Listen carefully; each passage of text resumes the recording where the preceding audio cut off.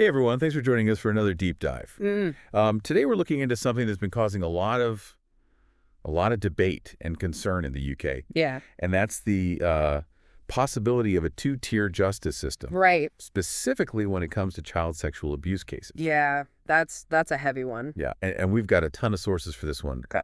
Interviews with survivors, with politicians, legal experts, news reports, Oh, the wow. whole shebang. And what's so interesting is that these sources are kind of painting this contradictory picture where we see some people convicted of just horrific child abuse crimes, Yeah, and they get these really lenient sentences, right. and then others are locked up for what seem like less serious offenses. So we're trying to figure out, what is going on here. Yeah, it's like, where's the consistency? Right, exactly. Yeah. So to understand what's happening now, we kind of have to rewind a bit, Okay. go back in time, um, and talk about the Rochdale grooming gang scandal. Right. We've got an interview with Maggie Oliver, and she's a former detective who blew the whistle on the police's failure to properly investigate this systematic abuse of young girls in Rochdale. It's such a horrific case, and her story is really powerful. Yeah, she was really on the front lines of that. Yeah. And this scandal, I think, was a real turning point because it exposed not only the crimes themselves, but like the alleged failures of the institutions Yeah. that kind of allowed this abuse to go on for so long. That's right. And her accusations are pretty explosive. Oh, yeah. She's claiming that people in positions of power, possibly even at the highest levels, Wow. knew about this and just chose to look the other way just because they were afraid of stirring up racial tensions. It's hard to even imagine. Yeah, and she doesn't hold back at all. No, she's very straightforward in the interview. Yeah. One of the quotes that really stuck with me was she said, "If the director of public prosecutions is instructing police forces and Crown prosecutors not to prosecute, I say there is no higher authority in the land." Wow.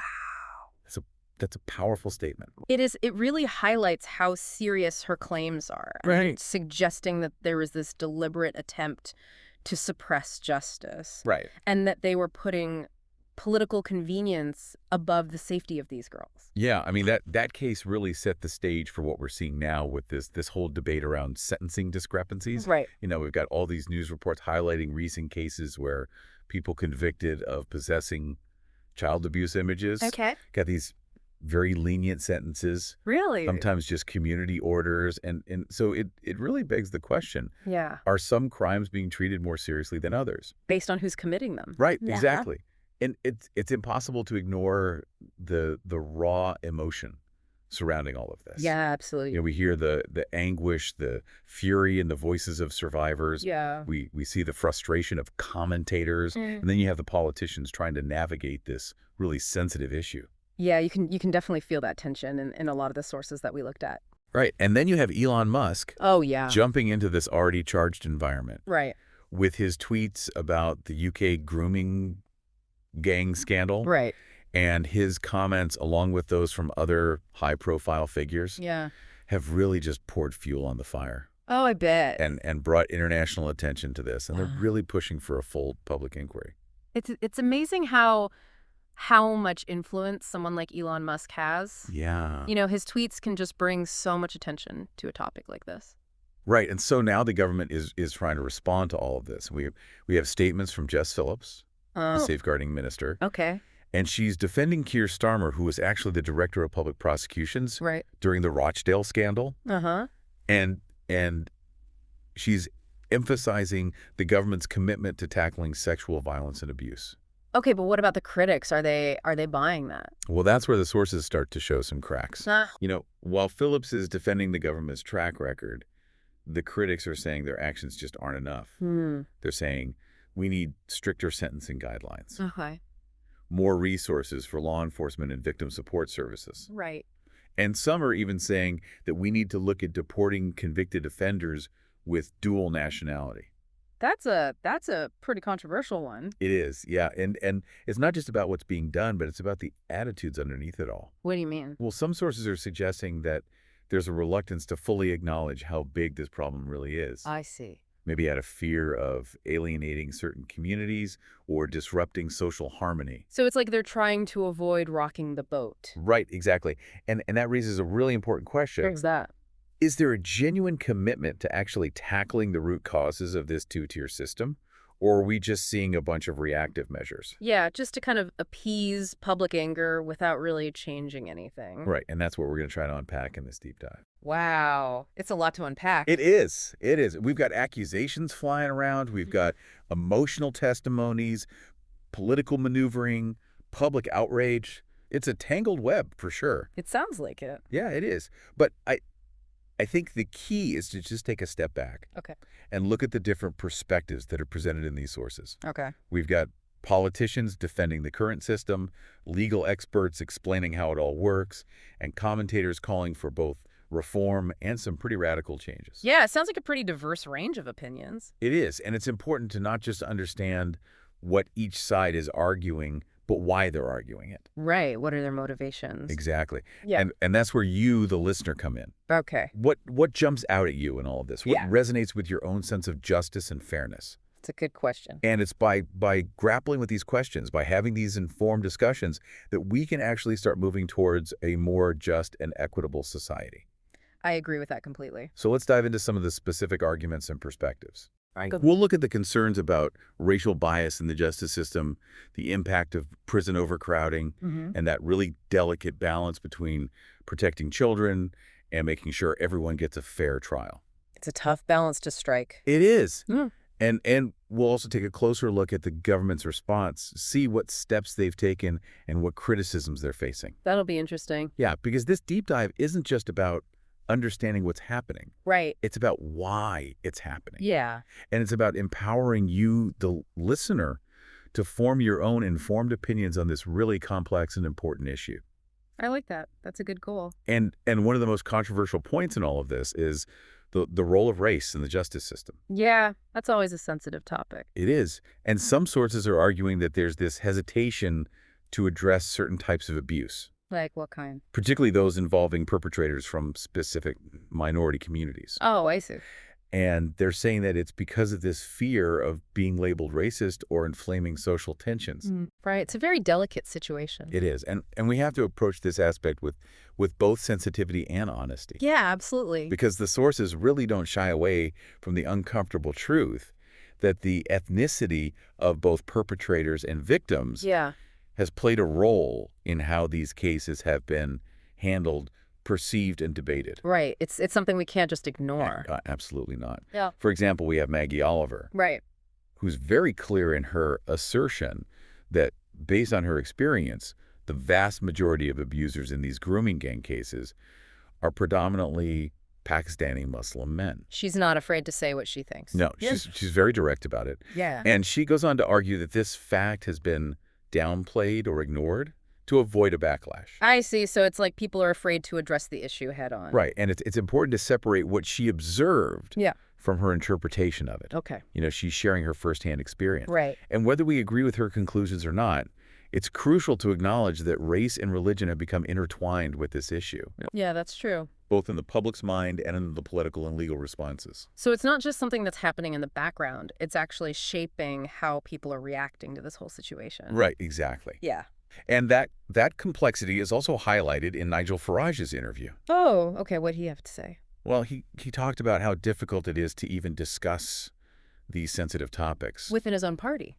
Yeah, within his own party. Right. And he distanced himself from figures like Tommy Robinson, who have been accused of exploiting this issue for far-right agendas. Right. And Farage really emphasized the need for a nuanced and evidence-based approach. Yeah, we need to be careful not to let this get hijacked by extremists on either side. Exactly.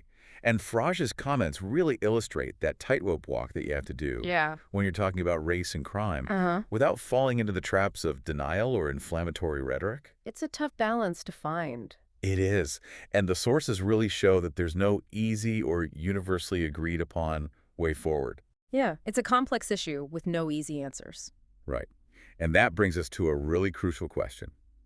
What are the potential solutions? Right. What can we actually do to address these concerns about a two-tier justice system? Exactly. Especially when it comes to child sexual abuse cases. It's a question that deserves our full attention. It does. And the sources actually offer a range of ideas. Like what? Well, tougher sentencing guidelines. Right. Increased funding for victim support services. Right. And even the controversial idea of deporting convicted offenders with dual nationality. Yeah, that one's definitely going to spark some debate. Oh yeah, for sure. And each solution has its own set of complexities and potential downsides. Of course. There's no such thing as a perfect solution. No, not at all. Yeah. For instance, some people argue that stricter sentencing is the answer, Okay. that judges need to come down harder on child abusers, particularly those involved in organized grooming gangs. Yeah, that's a common sentiment. It is. But then others caution that just increasing prison sentences doesn't really address the root causes. Right, it might just lead to more overcrowding and a less effective penal system. Exactly. Mm-hmm.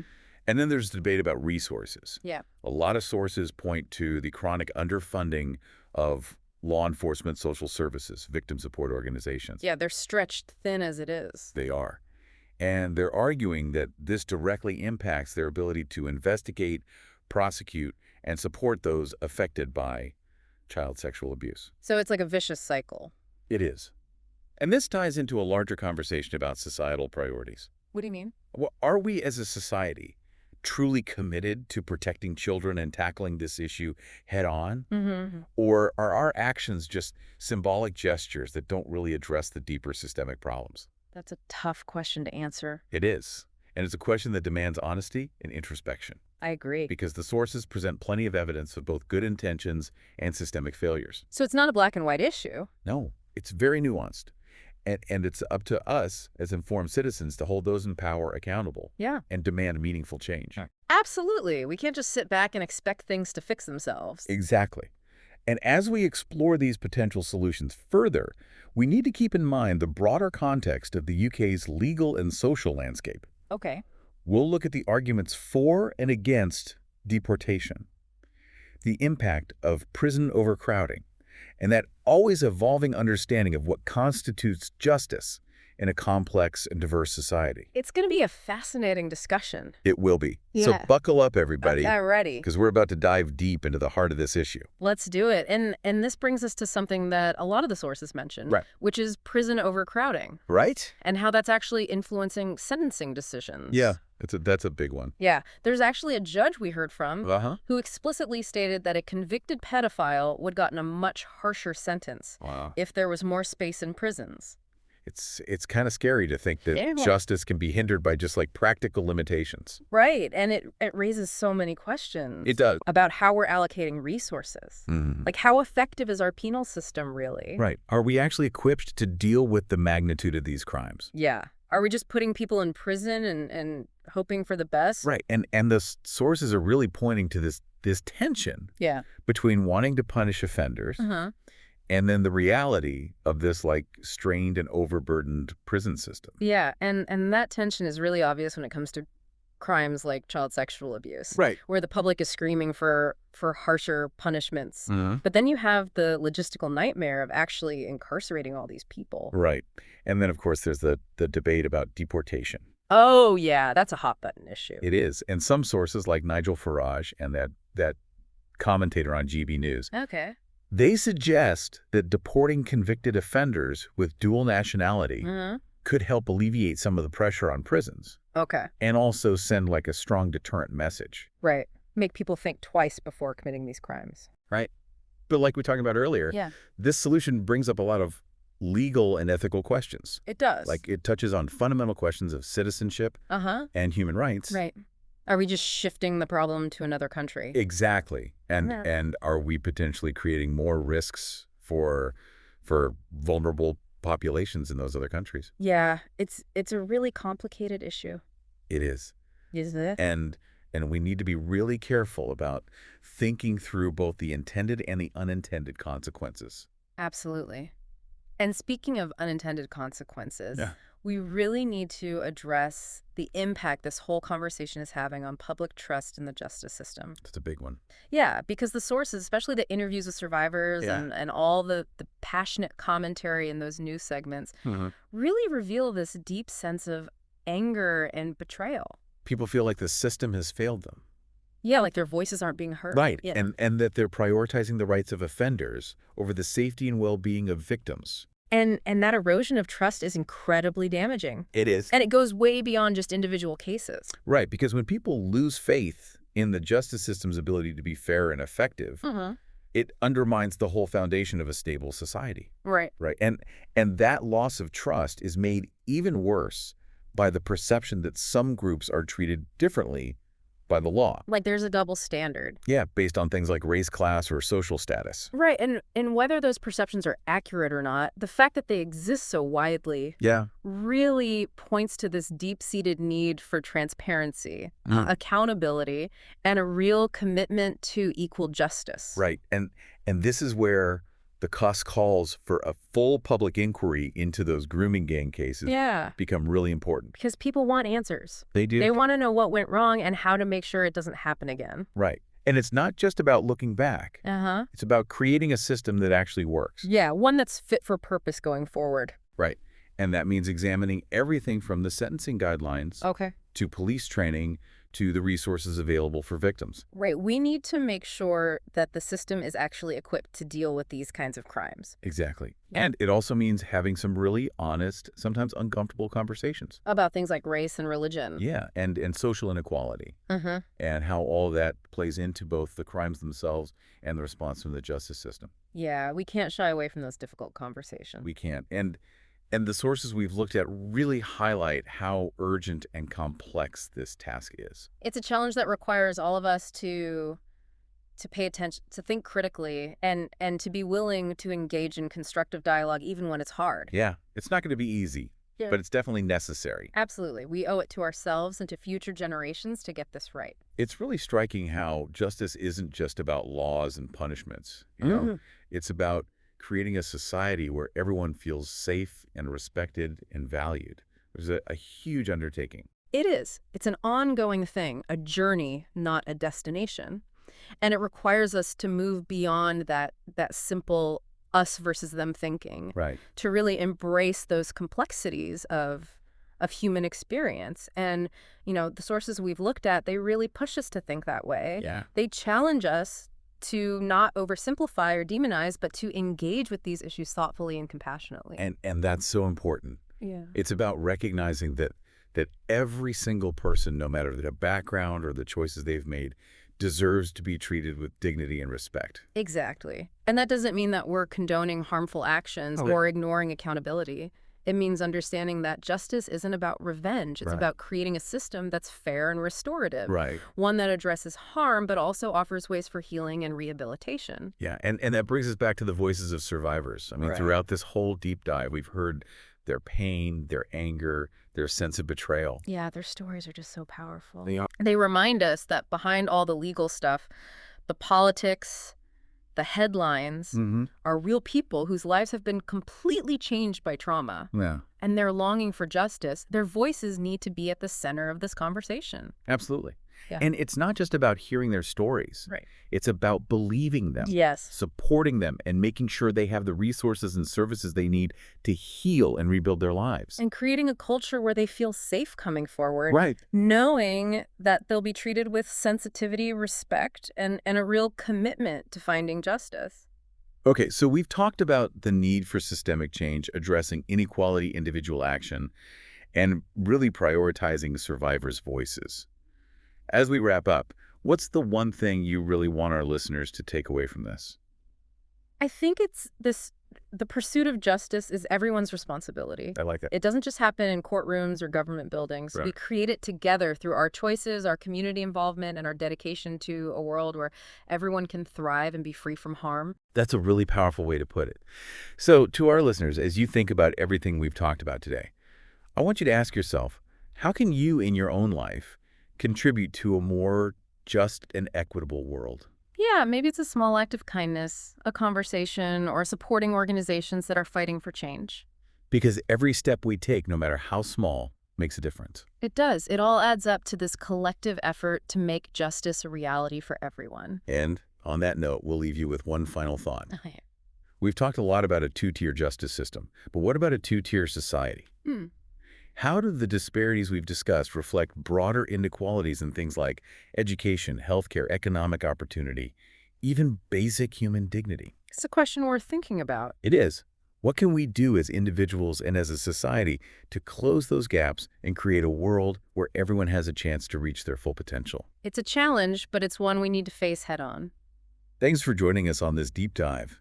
Until next time, keep questioning, keep learning, and keep pushing for a more just and equitable world.